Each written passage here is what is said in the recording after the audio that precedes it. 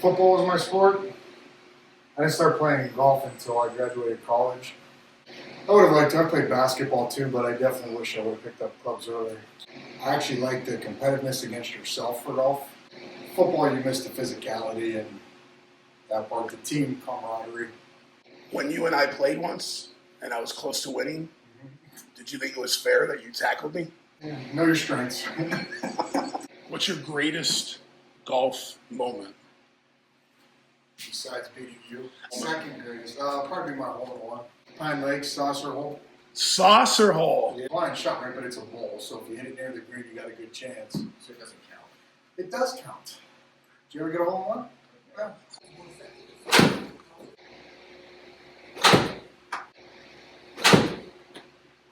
On the thought of team golf, there was one time you had a team event against greatest and you lost. Talk about that day. I had to take on the greatest golfer today. And they got the greatest ass beating. Dude, I want a rematch, bro. That was just a rough day on the course. Come on. Which window is your line? Remember that one? Oof. Starting out on fire. Ooh, sucked it back in. No. Oh my God.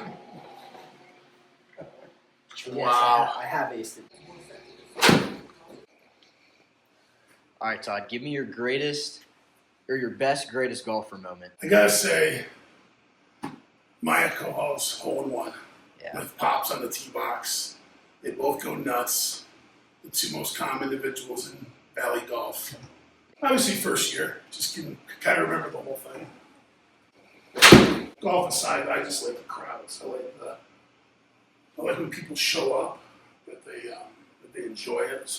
3 years ago, parking was out to South Avenue, and they couldn't find a parking spot, and they called Chris at the club. You just come down and park, and they're like, there's no place to park. All of Paulin Road was just parked, and we had no clue.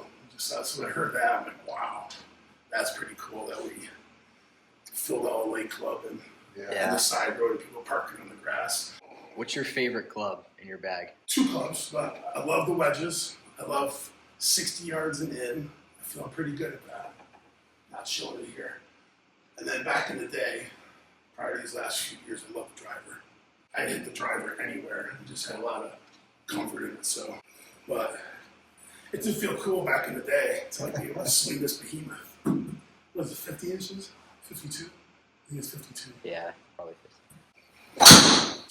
Yeah, so the driver was fun for about, I had a good 20-year run with my driver. That's gone.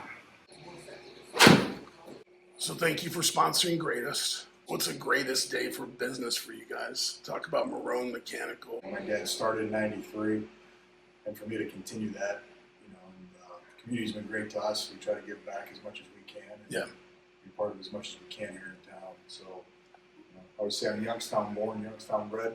Never left. How's the business economy for the trades and the work, and how far you have to go, and the stability of it all? I think it varies. There's, within our trade, especially because we have pipe fitters in ours, there's guys that travel. Then you got other guys that choose to be a little bit more local. And I think there's a variety that you can almost pick and choose where you want to go. But for the most part, our union, our guys stay pretty steady.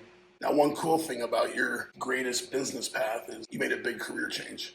What did you like about your first career at YSU?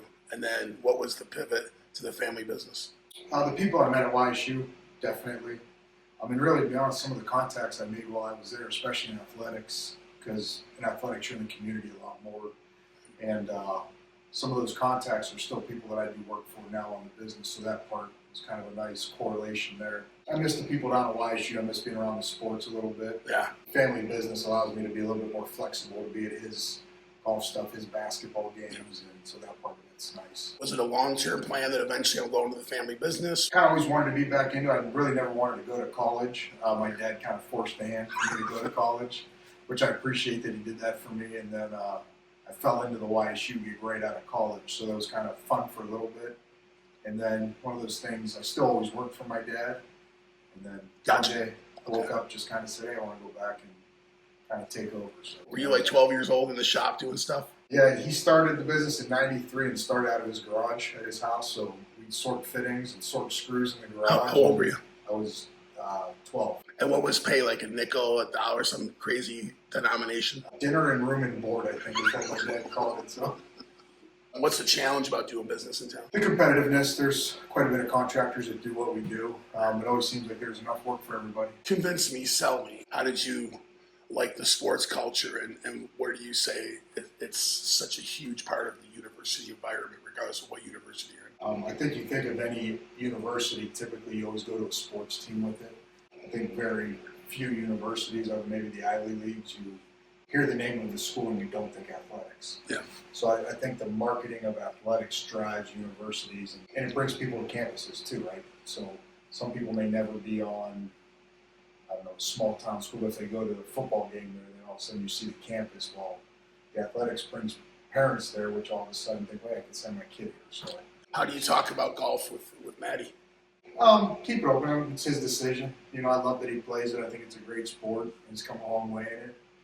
But I think he's realistic too, that he wants to make a career out of it, but more on he wants to go for marketing and possibly get into sales or something with the golf company, and or something golf related. What is it about the Valley that makes it work for you and for the Morrone family? I think the people. You go anywhere, it seems like bump into somebody from the Valley, or just when you're here, it's home. I love going places and seeing different things, but I always love coming back. A good friend of mine, he's not from here, but lives here now, and he's like, there really isn't anywhere better. It's just, he fell in love with this place. Where is it fun to see all these things intersect, these worlds come together that can only come together because born, raised, worked, and Yeah. I think when I worked at YSU, and we were building the rec center, I was the athletic representative. My brother Ralph at the time was the facilities engineer on campus, so he's in the meeting. My brother Chris worked for the design firm that designed the building, so he's in the meeting in another capacity. And my father was the installing contractor of the radiant heat that's underneath that building that heats that. So all four of us are sitting in a meeting together in different capacities, no relation, for what's going on, other than it just was a project that brought us all together. And there again, that's Youngstown. That was a cool moment. what do you think your kids do when the girls want to go off and live in Columbus or Nashville or whatever? Yeah, my girls are going to the convent. They're not leaving. They're not. No, I want them to be who they want to be. I chose to stay here and not leave. As hard as it'll be for me, harder for my wife. I think if they want those experiences and we're able to afford them the opportunity to do it, I want them to go do it. I don't want them to be somebody they don't want to be or not. So, but honestly, I hope they stay here. I hope they come back or close enough that they're only a car ride. So we'll see.